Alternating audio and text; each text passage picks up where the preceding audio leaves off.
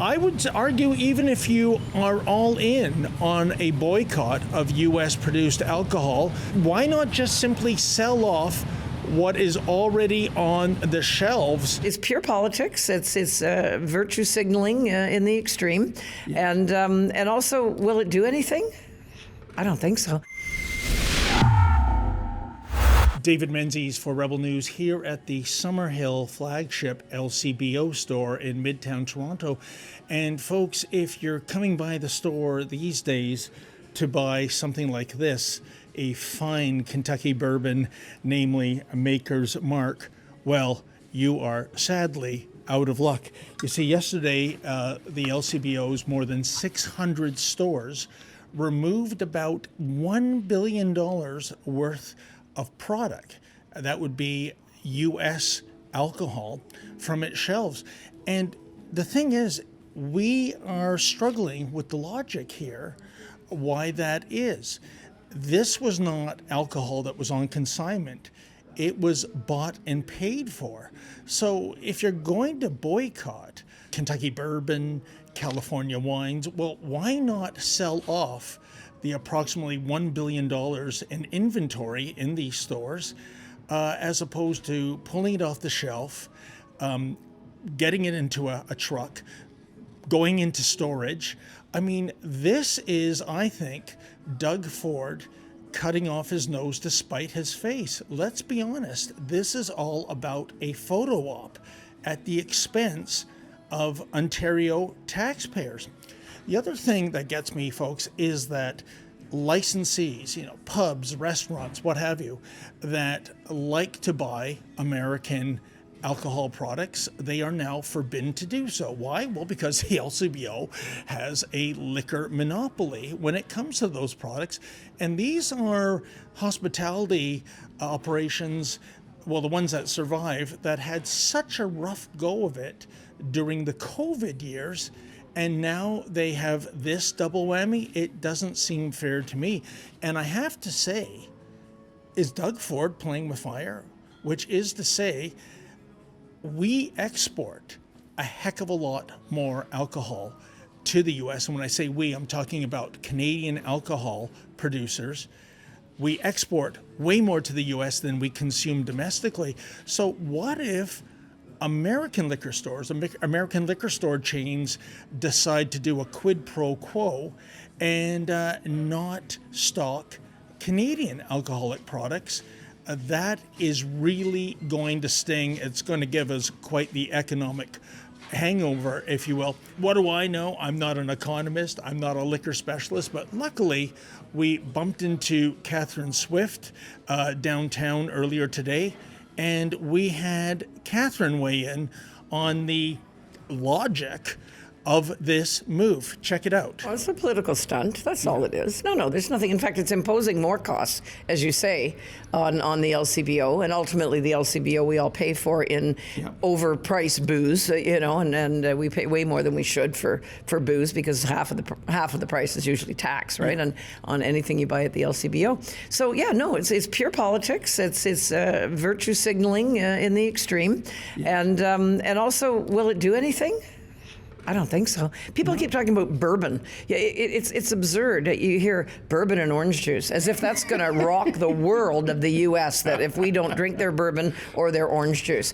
The bottom line in this whole U.S.-Canada dispute is, A, we've made ourselves vulnerable, and unfortunately we're suffering because of it. Yes, Trump, we don't know what he's going to do next week or even in the next few hours potentially, but I think this will be resolved sooner rather than later, to be honest with you. But Canada always gets hurt the most. Why not have a sensible negotiation strategy, fix the problems that Canada should have fixed for our own benefit years ago at the border with drugs, with our criminal justice, so-called justice system, NATO, et cetera, instead of juvenile, to my way of thinking, pushback, booing national anthems and saying we don't want Elon Musk to have his Canadian citizenship. Unbelievable. Juvenile. What if U.S. liquor stores and licensees decide, you know what, we're not carrying Canadian alcohol anymore. Our producers export way more to the U.S. than we consume domestically, that would be catastrophic, wouldn't it? Well, it would be for the industry for sure. Yeah. I can't imagine that happening, though. What Canadians, I mean, naturally the U.S. looms large for Canada because they are our huge behemoth, to the south, and we're only roughly a tenth of their size and our economy as well. I can't imagine them doing it. What a lot of Canadians don't realize, when you talk to your average American business, where of course booze is sold very differently than it is in Canada. Yes. Small businesses are the main sort of purveyors of liquor in the U.S. They probably don't even care. We shouldn't sell booze in this province like we do. We should have done away with the LCBO years ago. I agree. Had a properly competitive, market-based system. It's been done all over the world for centuries. People say, "Oh, but terrible things will happen." No, terrible things won't happen. Now, folks, I did reach out to LCBO Media Relations, and I can tell you we didn't get any answers to our questions. They suggested that we reach out to the Ministry of Finance, which is the ministry that oversees the LCBO. We'd be happy to, except that under Doug Ford, government ministries, they don't return our request for comments. Don't you find that odd? So we'll try in any event. Well, folks, we couldn't help but notice something else new at the LCBO stores. Namely, it's these signs in French and English.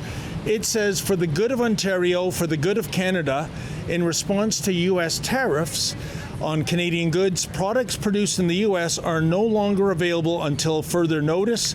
Looking for an alternative? Ask our team about our extensive range of Ontario and Canada-made products." I would argue, even if you are all in on a boycott of U.S.-produced alcohol, why not just simply sell off what is already on the shelves?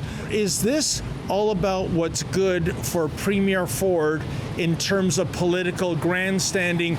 Yeah, it looks really interesting, doesn't it? American booze being yanked off Ontario liquor store shelves. But really, it's an investment you've already made. If you think that's good for Ontario and good for Canada, I would argue doesn't seem to be all that good for the Ontario taxpayer, the person who is footing these bills. For Rebel News, I'm David the Menzoid Menzies. Hey folks, I know you love it when Rebel News tells you the other side of the story, but the fact is, unlike the mainstream media trained seals who are bought and paid for by the Justin Trudeau Liberals, we do not receive a single nickel of federal government money, nor would we accept it if offered. It's all about remaining impartial, after all. But here's where we need your help. Can you go to rebelfieldreports.com? That's rebelfieldreports.com, and if you're able to, kindly make a donation.